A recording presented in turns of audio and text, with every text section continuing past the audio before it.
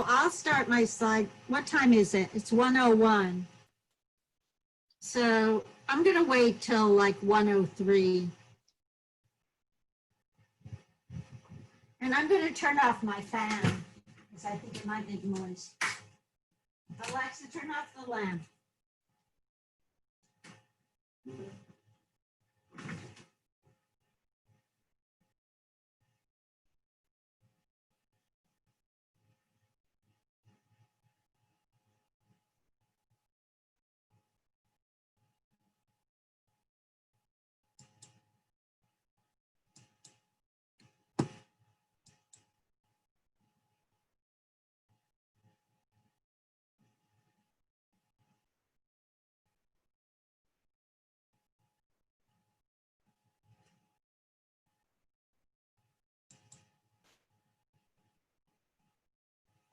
I'm having to let people in from the waiting room.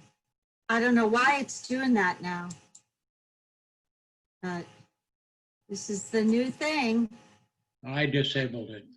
Oh, you did? Oh, good. Fereshte just came in, and Jim and Marge. What time is it? Okay, well, we can start. They can jump in where they want to, when they come in, if people come in later. So there's not going to be any more of people in the waiting room, hopefully. Welcome to my New York City Broadway tour of the Theater District. Unfortunately, the coronavirus has shut down the Theater District temporarily, but we are all hoping and praying that it's going to come back very soon. So I'd like to give you an overview of where the theaters are. And they're mostly in the Times Square area. And that's from 41st Street to about 56th Street. And then there's another theater, which is Lincoln Center, which is up on 65th and Broadway. Now, how does one determine what's a Broadway theater? It goes by the number of seats. So anything over 500 seats is a Broadway theater. If it's $4.99, 100 to $4.99, it's off Broadway, and under 99 is off Broadway, where you get some of your non-professional shows, because everybody on Broadway and off Broadway has to be in the union. So these are all governed by union contracts. But if you're off Broadway, it's a mixed bag. It could be almost anything. And a lot of people are working for free off Broadway. And we do have a union, Actors Equity, that governs Broadway shows.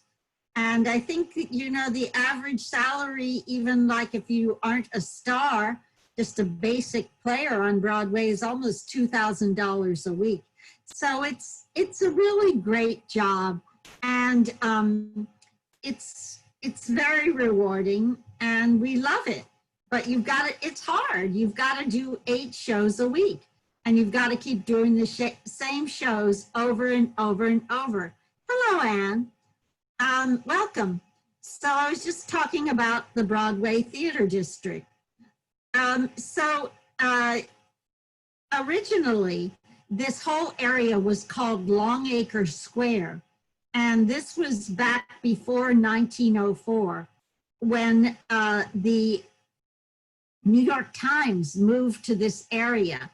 And they also opened the subway at that time. And the Transit Authority said to the New York Times that if they moved to the Times Square area, they could call it Times Square in honor of the New York Times. So that's how it got the name. And the first New Year's Eve there, They were trading horses in this area called Longacre Square previously.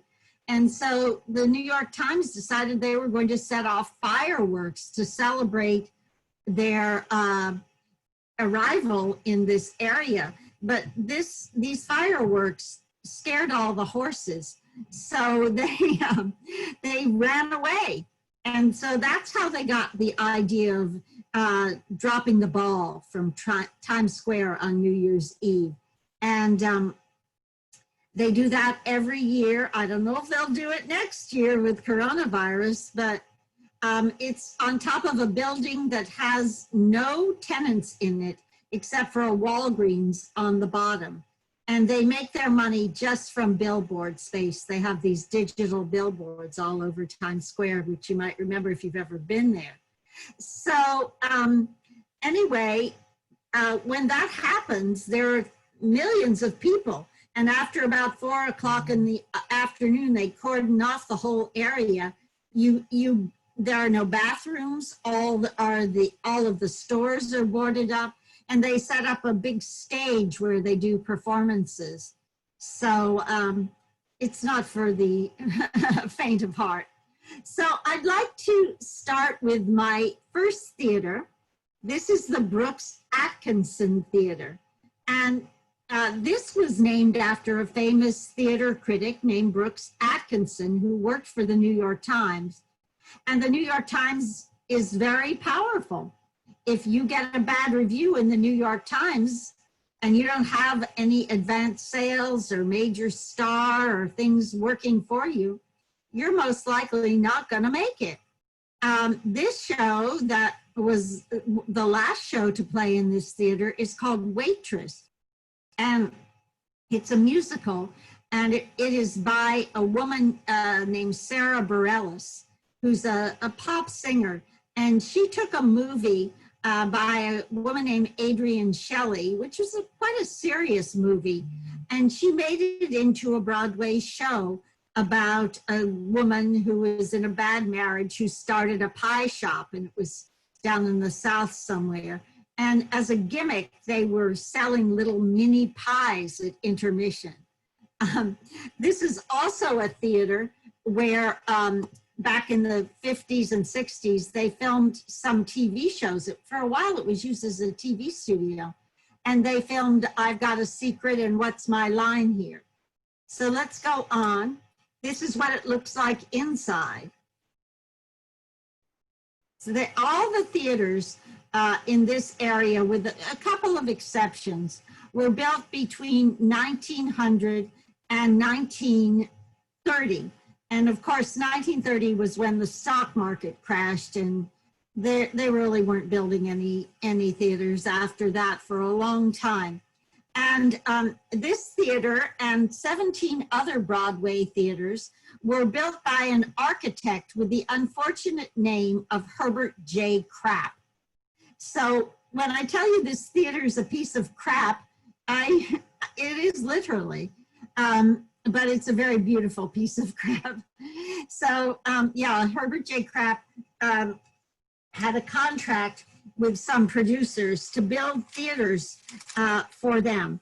And this theater, which is the Atkinson Theater, was one of them. So this was built in 1926. And you can see it's very ornate. This theater is called the Barrymore Theatre. And this theater was built also by our friend Herbert J. Krapp. And here is the person it was named after, Ethel Barrymore.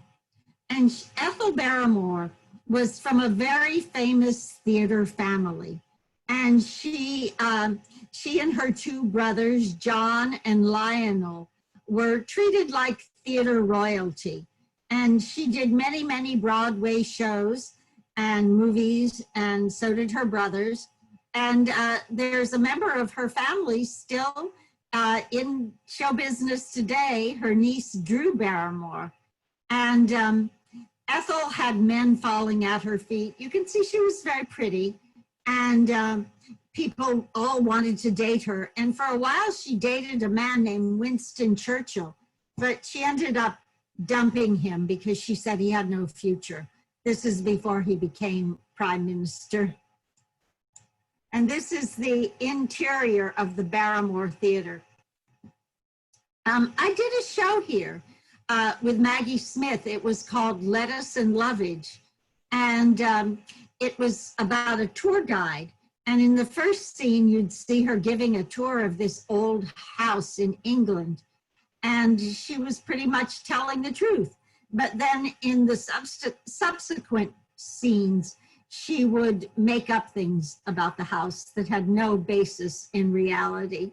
And it was really very funny.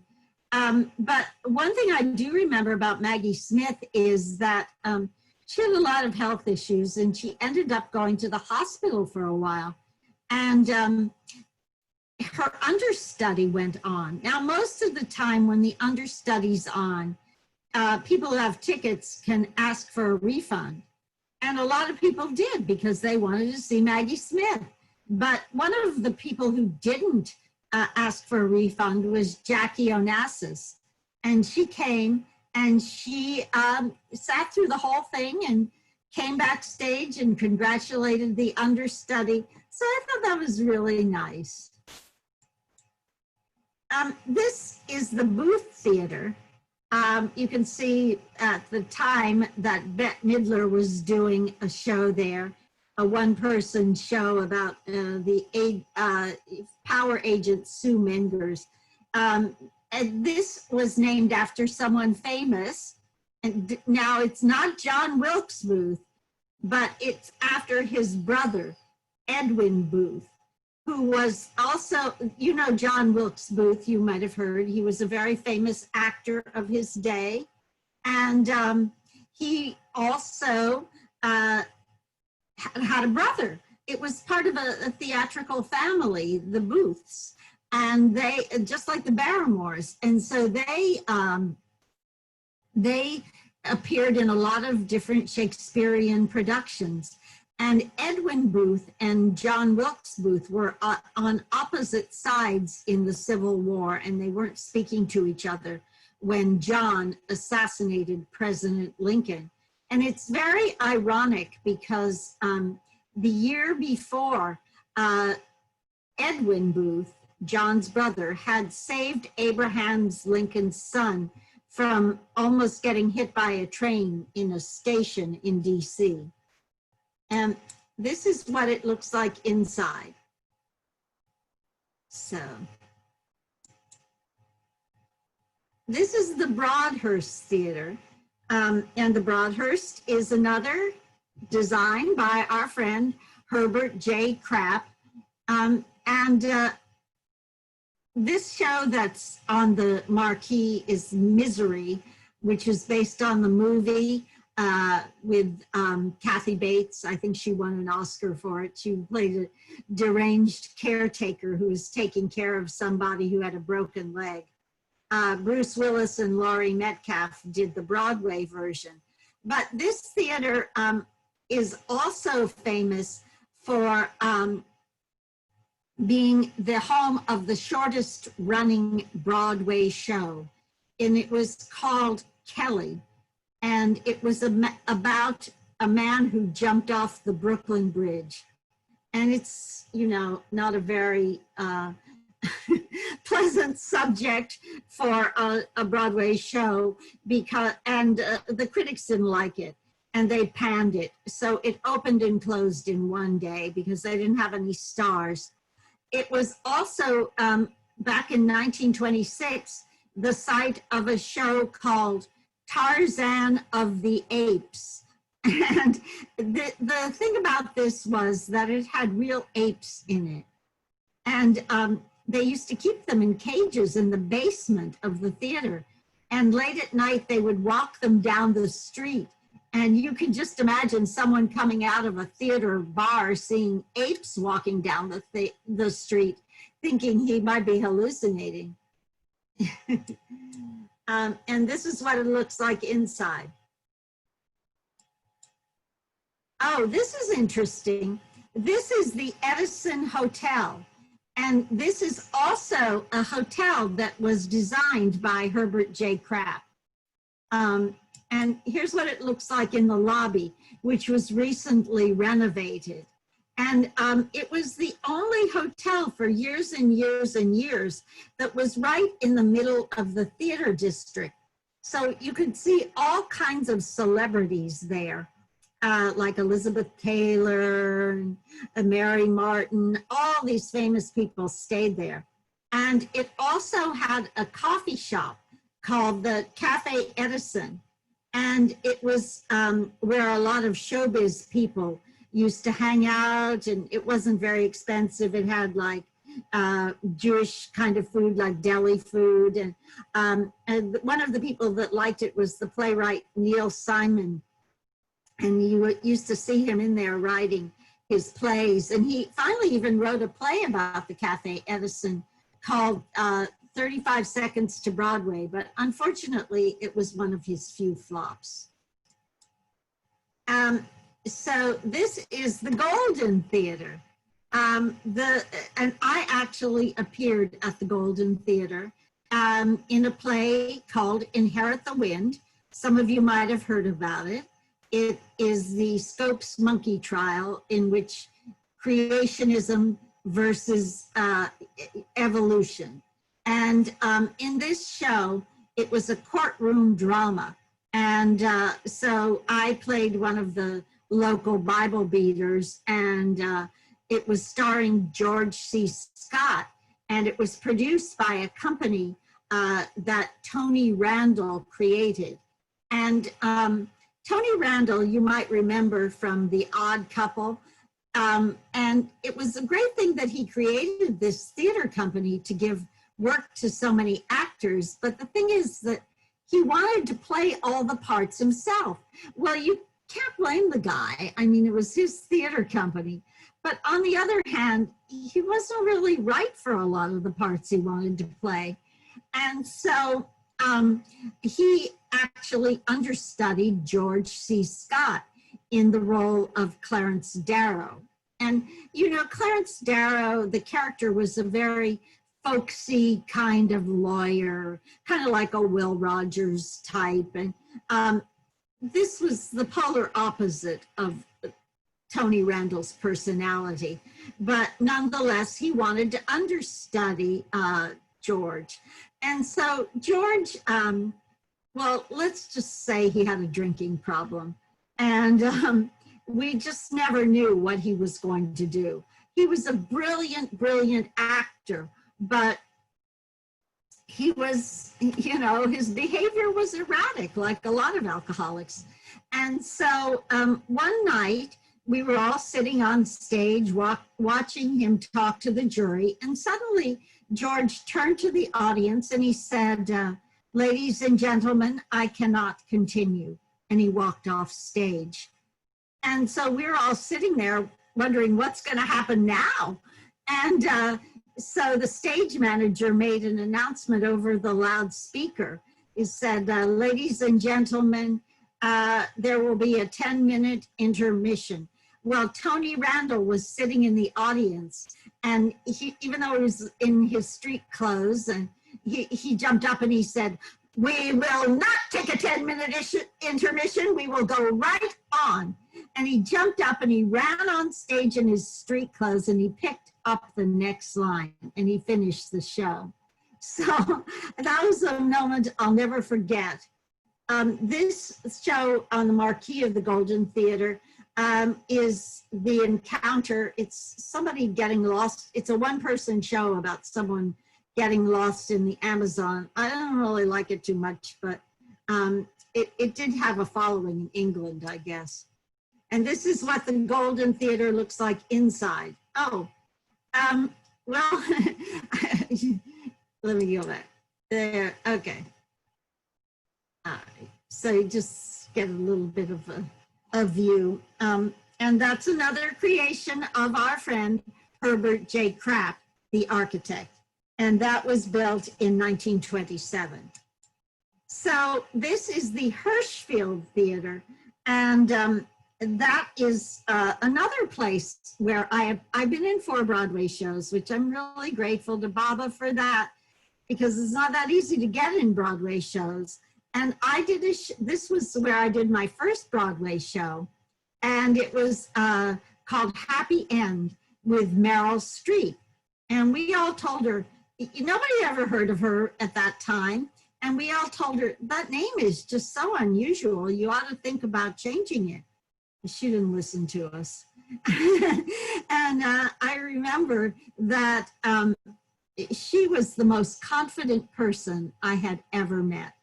And once we were asked, this show was kind of like Guys and Dolls about the gangsters and the Salvation Army. And Meryl had a long solo called Surabaya Johnny. And they asked her to sing it live on the Tonys because we were nominated for some Tony Awards. And she actually didn't want to do that because all the other shows were pre-taped because they were group numbers. And it was going to be at Radio City Music Hall, this huge venue. So she just looked at the producer, and I was there, and she said, no, I'm not going to do that. I'm not confident enough to do that live. She said it in such a confident way. I mean, I was just amazing. She said, no apologies, nothing. And so she didn't do it, and we did a group number. So here's what the interior looks like. And that was the last show that was at the theater before COVID-19 shut them down. And this was called Moulin Rouge, which you might remember the movie. I think it was Nicole Kidman was in it. And a lot of people in that cast got COVID-19, unfortunately. And this is a really wonderful theater called the Lyric Theatre. And it's right on 42nd Street. And it was, you can see it's very popular. It's the home of Harry Potter and the Cursed Child. And they have this big, I don't know what it's supposed to be, like a bush or something on the outside. And here's what it looks like inside. It's a very big theater. And this theater was a very old theater that was renovated when they decided to redo 42nd Street. And that was when Disney came in the 90s and said, the 42nd Street was a pretty bad slum. And Disney decided they were going to pour billions of dollars into renovating 42nd Street. And this is one of the theaters that they renovated. They actually combined two theaters to create this theater. They combined the Lyric and the Apollo Theater. And one of the first shows when it opened, you know, after they renovated, was a show called Spider-Man. And this was a complete disaster because they decided they were going to hire this director named Julie Taymor, who had directed The Lion King. And that was a huge mega hit. And by the way, we're not seeing all of the Broadway theaters today because there are 41 of them. And that would keep us here all day. But anyway, Julie Taymor had directed The Lion King, and they made tons of money, and you know, it was a mega hit. And so they thought she would be perfect to direct Spider-Man. Well, her concept was that she would put a whole big spider web over the audience and have the actors crawl around on it. But unfortunately, it wasn't too sturdy, and the actors would fall through the spider web and land on top of an audience member. Well, of course, there were lawsuits, and not only by the audience members, but by the actors. And then, so the producers decided to fire Julie Taymor. Well, guess what Julie Taymor did? She sued them. And so they took the unprecedented step of closing the whole production down for a couple of months while they got a new director, recast, reconceived the whole thing. And then they reopened. But by that time, they were so deep in the hole and in debt, it would have had to run for 30 years to make their money back. So it closed with a $27 million loss, unfortunately. Ah, yes. The Walter Kerr Theatre. This is another theater named after a theater critic, and his name was Walter Kerr, and his wife was a playwright named Jean Kerr. She wrote a play called Please Don't Eat the Daisies, which was made into a movie with Doris Day, and I think Rock Hudson was in it. They did a lot of those comedies together, and Walter Kerr and Jean wrote a musical together called Goldilocks. Walter was very powerful, as I said, and they named a theater after him. It was a theater where a lot of Tony Award winning shows have premiered. Most notably, Gentleman's Guide to Love and Murder, which won a Tony, and this show, Hadestown, which was about like the underworld of Hades, and that also won a Tony. So remember the name Walter Kerr, because I'm going to talk about that in a little while again. But let's go on and just look at the inside. It's very beautiful and elegant and ornate. And then we have right across the street from it, the Longacre Theatre, which was named after the original name of Times Square, Longacre Square. And there was a production of Mice and Men here a few years ago with Bradley Cooper, and the whole street was completely mobbed with girls trying to get his autograph afterwards. So it was built, the Longacre Theatre was built in the 20s by a man named Harry Frazee. And to build this theater, he also owned the Boston Red Sox. And to build this theater, he sold his star player, Babe Ruth. So everybody was very upset. And they said this theater was cursed. But actually, there have been a lot of hit shows here. And that's what it looks like inside. It's got a beautiful chandelier, as you can see. This is an interesting theater. This is the Lunt Fontanne Theatre, and this was built in 1910. It's not designed by our friend Herbert J. Krapp, but it's actually designed by the same architects who had designed Grand Central Station, Pereira and Hastings. And they had a lot of innovations. They had heated seats. They didn't have air conditioning at the time, so they had the roof would roll back in the summertime. And they even had heated sidewalks in the winter. And this is what it looks like inside. And this is the couple it was named after. This is Alfred Lunt and Lynn Fontanne. And they were a married couple that did a lot of Broadway shows together, and they were really the toast of Broadway for many, many years. And you can hear, this is their biography, if anyone wants to read it, Designed for Living. This is the Majestic Theatre, and the Majestic was built in 1927 by Herbert J. Krapp, and it is the home of the longest running Broadway show, which is named Phantom of the Opera. It opened in 1988. And some of the people who are in the cast today, or not today because we're all closed down, were in they just kept the same job for all these years, and they put their children through college. But I must say, some of them might be phoning in their performance after so many years. Wonder how fresh their performance is. But this is also where a show called Camelot premiered, and it was the favorite show of John F. Kennedy, and it was and his wife Jacqueline. And this was by Lerner and Lowe, and Jacqueline Kennedy loved the show so much that she compared JFK's time in office to Camelot. And this is what it looks like inside. Very beautiful. Ah, yes, the Marquis Theatre. Well, back in the 80s, they wanted to build the Marriott Hotel in Times Square. And to do this, they wanted to tear down 4 Broadway theaters, the Helen Hayes, the Lyceum, and the Bijou. Well, of course, there was a huge public outcry because they said, you know, these theaters are part of our history.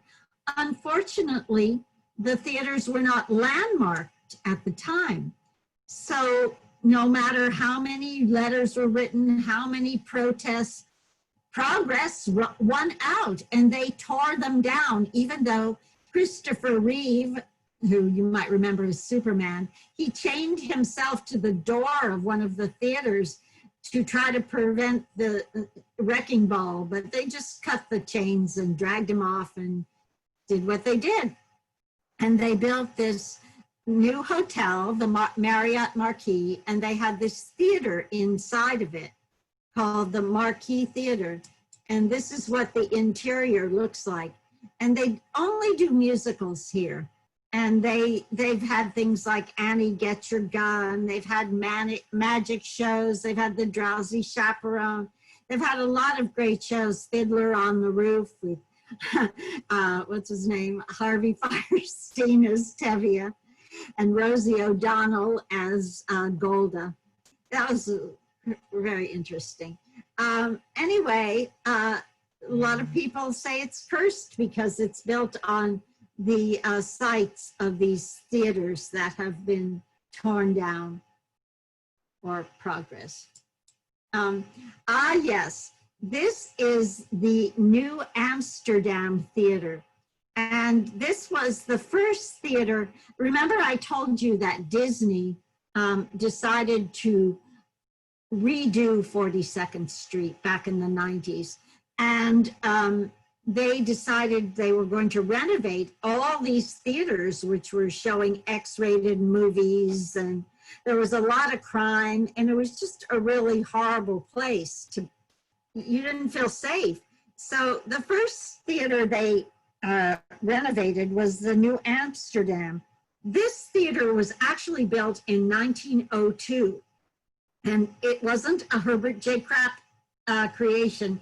There was another architect who built several Broadway theaters named Henry Hertz, and he designed the New Amsterdam Theater.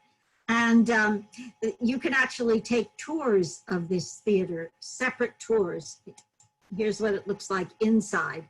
And this was the home to the Ziegfeld Follies. And they had very lavish shows with chorus girls and all kinds of big elaborate dance numbers and, you know, fancy costumes. But unfortunately, as the years went on, I think I told you that the Depression caused no Broadway theaters to be built, and people didn't have money to go to the theaters, so they fell into disrepair. And this was one of them. And they said that when Disney came in to renovate the theater, there were trees growing through the orchestra pit, and there were icicles hanging off those boxes, the box seats there, and there were rats running all over the place. But they spent billions of dollars and they renovated it. And today it's beautiful, and they do all the Disney shows there, from Mary Poppins to Newsies to the current tenant, which is Aladdin. This is the first Broadway theater ever built. It's called the New Victory Theater. And that was built in 1900. And it was built by, the architect was a man named Westover. And it was a lovely theater. You can see the inside. See how gorgeous it is. But today, actually, it's not a Broadway theater because they renovated it and they made it into children's theater, and it's less than 500 seats, so it's not qualifying to be a Broadway theater. This is a very famous theater, home of our favorite show, Hamilton, which was written by Lin-Manuel Miranda.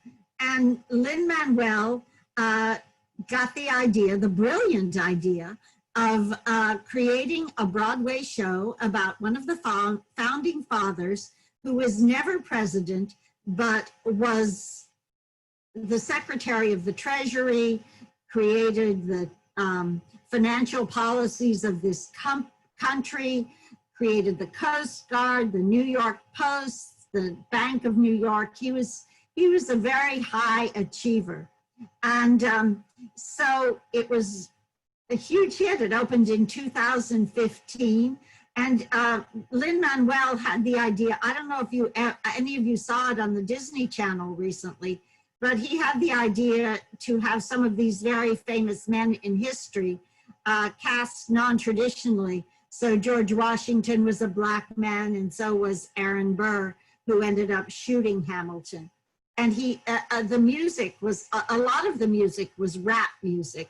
How did a bastard, orphan, son of a whore and a Scotsman, dropped in the middle of a forgotten spot in the Caribbean, in Providence, and scholar, grow up to be a hero and a scholar. The $10 founding father without a father got a lot farther by working a lot harder, by being a lot smarter, by being a self-starter. By 14, they placed him in charge of a trading charter. Well, that's just a little preview.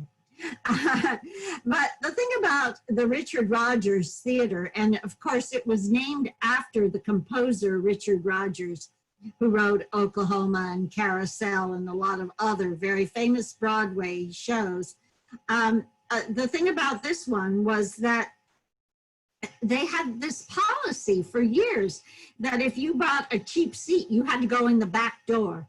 They still have that in London. They had a separate entrance for people who buy cheap seats. But then the Richard Rodgers was the first theater to say, that's not fair. Anybody who buys a ticket can come in the main entrance.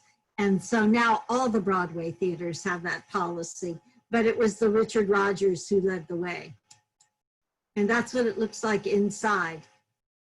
So gorgeous. Oh, this is a very interesting place. This is the famous theater restaurant, Sardis. And this is where a lot of Broadway theater types will go after the show and they also have cast parties there. And what it's really famous for is these caricatures, which are all over the walls. You can see this is Tom Cruise, Whoopi Goldberg, Lucille Ball, Liza Minnelli, and many, many others. And Sardis was started in 1931 by an immigrant named Vincent Sardi. And he opened this restaurant in the theater district. And he had some friends who were kind of poor and couldn't really afford to pay for their lunch. And so one of them was a guy named Alex Gard. And he was an artist, and he proposed to Mr. Sardi that he would start drawing the famous people who came into their restaurants in exchange for lunch. And so Mr. Sardi agreed to it, and so that's the way it all started. And then a man named Al Hirshfeld, who is we saw the Hirshfeld Theatre earlier, and they named that after him. He took over from Alex Gard, and he went on doing it until he was almost 100 years old. So it's a great theater institution. This is the Schubert Theatre. Oops, sorry, gotta go back. Sorry, I don't know what happened.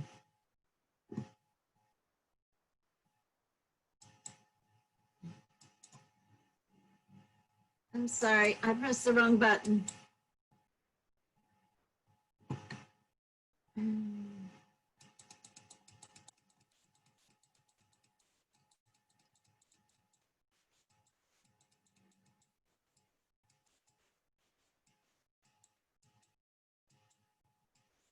Okay, this is the Schubert Theatre. So the Schuberts were three brothers who were early Broadway theater producers. And this theater is named after them, and it was built in 1913 by Henry Hertz, who is the second most famous Broadway theater architect. And it was also the place where a woman named Barbra Streisand made her Broadway debut in a show called I Can Get It For You Wholesale. She had a small part. She played a secretary named Miss Marmelstein, but all the critics praised her and said, this girl is going places, and boy, were they right. And Barbra Streisand had a showmance, which was a romance with another cast member of the show, and his name was Elliot Gould. And they actually ended up getting married and having a child together, but unfortunately they got a divorce. And sometimes showmances don't work out so well. A friend of mine had a showmance when he was touring with West Side Story playing Tony, and he had a showmance with his Maria. Unfortunately, the show went on for some time and they broke up. And he talked about his big death scene when he was lying on the floor of the theater, bleeding to death in the show. And he would see his former girlfriend off stage laughing and clapping. And it was a little difficult. The last show, yes, we see that Spamalot was here on this marquee, but also the last show there was To Kill a Mockingbird by Harper Lee. And hopefully it'll be back soon. So this is the St. James Theatre. And the St. James Theatre was the home of many wonderful shows. And the last show in there was Frozen, which was based on the movie.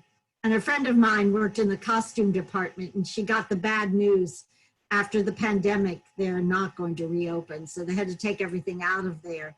And some shows make it, some shows don't. We'll just see when the dust settles what's going to be still running. And this is what it looks like inside. Oh, this is Schubert. Well, maybe I don't have, that's the St. James inside. So what I wanted to say about this, remember I told you about the critic named Walter Kerr? And so this show, this theater was home to a show back in the 60s called I Can Get It For You Wholesale. And this show got universally panned by the critics, and it was in danger of closing. And it was produced by a man named David Merrick. Well, he thought, I know, subways are for sleeping, is a great thing. I'll advertise on the subways. But the subways wouldn't let him advertise on the subways because they said, well, we don't want to promote people sleeping on the subways, homeless. That's a big problem. So he couldn't advertise on the subways. So he racked his brain. What is he going to do to save the show? Because he had invested millions in it. And so then a light bulb went off in his head. Remember the famous theater critic for the New York Times, Walter Kerr? Well, David Merrick found another guy named Walter Kerr. He was a black guy who lived in Queens. So he paid him $100 to write a good review of Subways Are for Sleeping. And then Merrick took out a full-page ad in the New York Times. Greatest show on Broadway, Walter Kerr. And people didn't look and see that it wasn't Walter Kerr of the New York Times. It was just Walter Kerr of Queens. And so the show was saved, and it ended up turning a profit. And but then again, he tried to do it again with Brooks Atkinson, but it was a more unusual name, so he couldn't find anybody with that name. And besides, the Times was onto him by then, and they wouldn't have allowed that even if he had found another Brooks Atkinson. So this concludes our theater tour. I'm going to stop the share right now. And if anyone has any questions or comments, I'd be happy to answer them. Tina, Yes. do you know if we can see any Broadway shows off of YouTube? That'd be really something fun to do on our Zoom programming. Yeah. Well, there have been a few things that have been recorded, like London Theatre, the West End, I think production of Streetcar. There are some websites that have some shows, but it's not like a thing that happens a lot. But I will let you if that happens. There's a That might be kind of fun. there's a troupe in the Bay Area that's doing online improv shows. Well, there are a lot of troops doing that. Well, I don't know if any of you know Brian Norell, but he's sort of involved with them. And he I didn't know that. No. Yeah, I mean, Lincoln Center Library has all these shows recorded, but of course, they're not sharing them with us. Huh. Well, maybe between the two of you guys can pull together some theater corner in our Zoom world. It would be so lovely. Yeah, I know that there's a website called All Arts that is doing some streaming of shows, but I'm not sure what's going on right now. But look at All Arts. Okay. That was my Anybody else have any questions or comments? I have a question, Tina. Yeah. On one of my favorite plays was Rent. What area of New York was that original one in? Yeah, that's down on 42nd Street. I'm trying to remember the name of that theater. It's a little bit off the beaten track. That's okay. Amanda and I saw that. I think you guys saw the one up by Columbus Theater later, Columbus Circle. Uh-huh. I'm Googling it.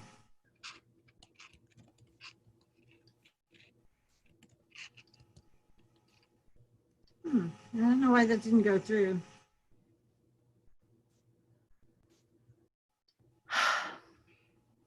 Hold on. I'm just spacing out on the name of the theater because I don't go down there too often because it's not a real popular theater. For some reason, it's not allowing it. Let's see. One of the other questions I had is, you see musicals, and I assume that there's quite a employment thing for musicians as well as actors in New York. And the orchestra pit, I assume, is, I don't know if it's a full orchestra. It would obviously depend on what they're doing, but that would be quite a deal too. Yeah, I mean, they have the music union, and so it is.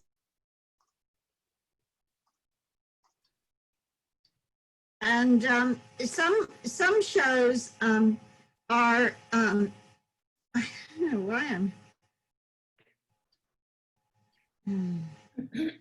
Well, some sometimes shows. have you noticed the internet is kind of spotty today? I don't know. I've noticed that. Yeah. You know, Rent is very famous for the guy who wrote it. It was originally done off Broadway. And the guy who wrote it was a young guy, but he died right before they opened, and he had an aortic aneurysm that was misdiagnosed. And so that's a very sad thing. I'm still trying to find the theater name. I can find that. That's okay. It's frustrating to me because I just,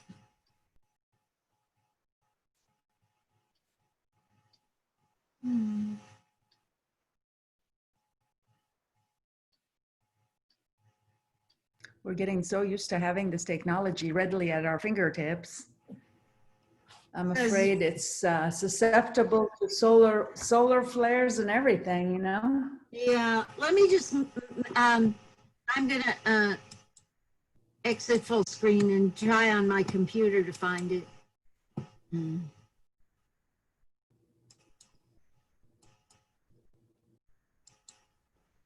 It's just now it's bothering me.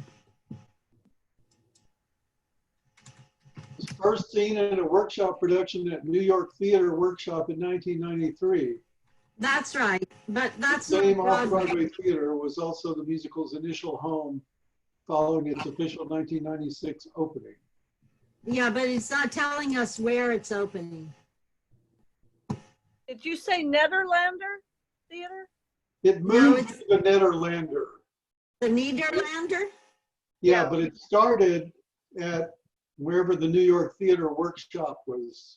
That's off-Broadway, yeah. And I also did a show there. So Nederlander, thank you for whoever looked that up. I did. On April 29th, 1996, playwright Jonathan Larson's Tony Award and Pulitzer Prize winning musical Rent made its Broadway debut at the Nederlander Theater. And then underneath that, it's got a brief history of Rent. Right, and then his playwriting teacher sued New York Theater Workshop saying she wrote it. And he couldn't defend himself because he was dead. And to pay her off. But it is a perennial favorite. Has anyone ever seen any Broadway shows? Yes. What have you seen for Esh Day? Jim, what have I seen? We saw Cats at the Winter Garden, I know. Okay. Yeah. He's my memory bank. See, this Now, way here- my brain is free for Baba. Robin's Review, I don't know where that was. Jerome Robbins Broadway, yeah. That was wonderful.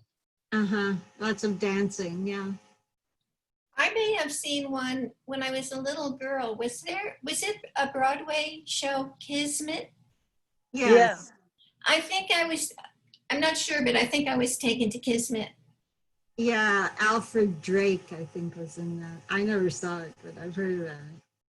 It's like about, it was like a middle, what was Kismet about? Yeah, I saw Annie Mame in Boston. Wow. Oh, yeah, that's a great show. That was fabulous. Yeah. I've seen a number of shows, I just can't remember which ones, but not necessarily in New York City. We have a good theater in Raleigh, and they put on a lot of musicals. Yeah. I think my favorite though is Oklahoma. That's a great show. I love all the songs in Oklahoma. Yeah, I love that one too. Tex Hightower was in the movie of it. I don't know if he was in the play. Oh, really? Yeah. I saw The Lion King and West Side Story, and what was the other one like Rent? But the dancing, I can't remember the name. Chorus Line? No, I saw that too, but this was different. I can't remember. And Q Street?